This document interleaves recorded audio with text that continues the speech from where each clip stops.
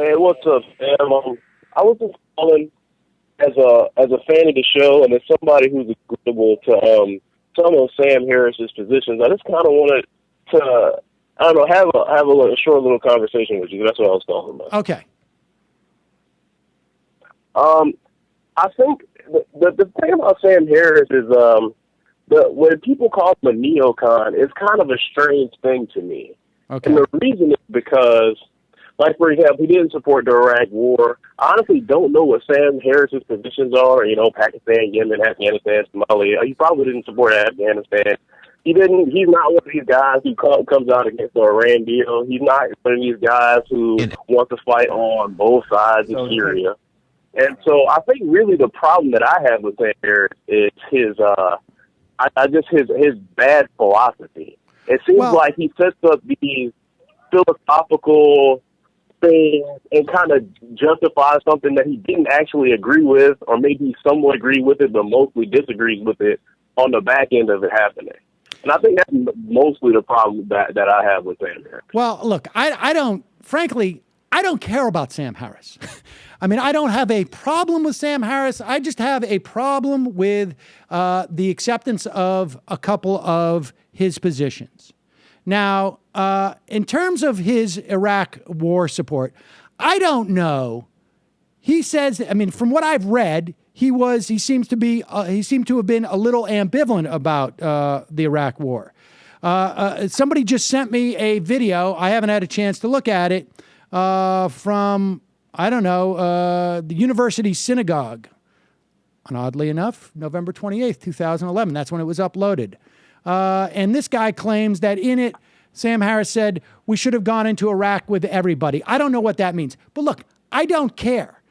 All I'm talking about is positions today. And when you say, and I am, these are direct quotes from what he's written. I don't know what his actual views are because I don't even know if he writes his actual views. I'm just going by what he wrote.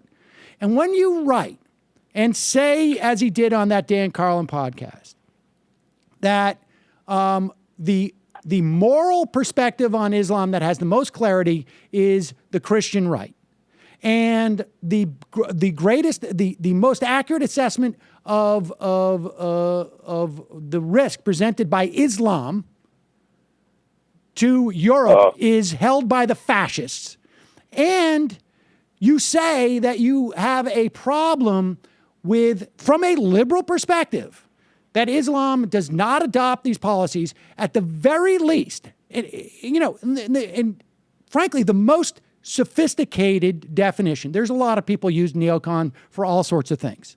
The most sophisticated definition, and I'm going by books that have been written, The Rise of the Vulcans. There was another book, the name escapes me, but books that have been academic, that are cited in terms of defining neocons. If you read what Max Boot says as a neocon, if you read what stuff like Paul Wolfowitz has written, and Richard Pearl and Doug Feith, they are talking about the American way of life, that American democracy, the American ideals are the penultimate, and that they espouse intervening in other countries militarily to spread these ideas. So in my mind, this guy is a liberal interventionist who by his own pen or word processor, as it were, says that the moral clarity of the Christian right on this issue and the risk assessment by fascists is it. Now, I have a problem with that because that provides some type of pseudo-intellectual cover for why there's something problematic with Islam writ large. And once you start down that road, otherizing and saying that, boom, they're Islam, they're Muslim country, there is something intrinsically threatening. Even if they're not threatening now, there's something that is dormant lying within them.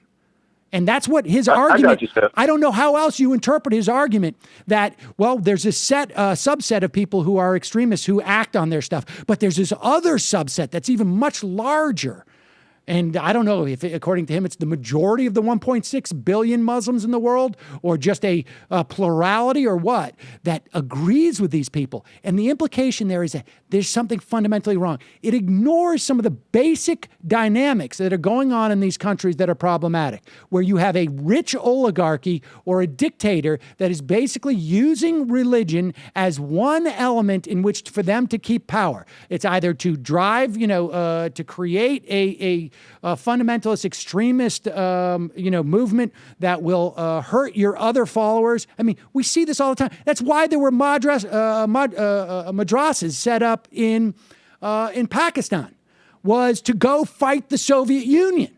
That's why the CIA built Osama bin Laden's operation, or helped with the Saudi money. I got you, Sam. The ISI.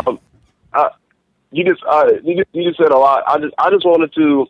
I guess my perspective is, it seems like Sam Harris talks a lot about intent, and it seems like, first of all, it seems like Sam Harris is not a really politically savvy when it comes to foreign policy in the first place. And it seems like he talks about intent, and he discounts the intent of, basically, which goes to your point, basically people who support American imperialism. And I think he kind of, but I think the reason he is that way is because he's mostly focused on the religious aspect of things.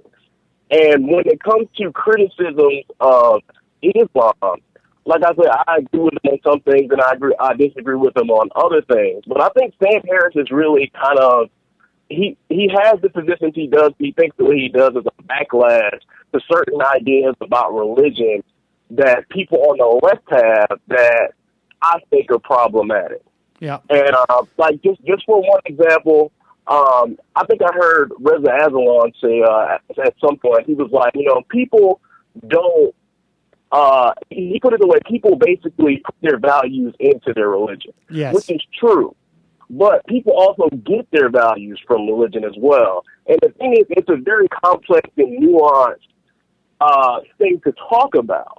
Because, for example, when you look at people, say, killing their family members because they're an apostate, they didn't put that value. They didn't have that value to begin with. They got that value from a religion.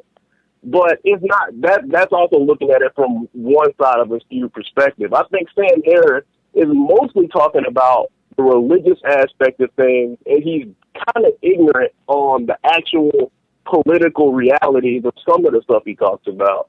But I think he does have points when he criticizes religion. And listen, I got no problem with criticizing of religion in writ large either.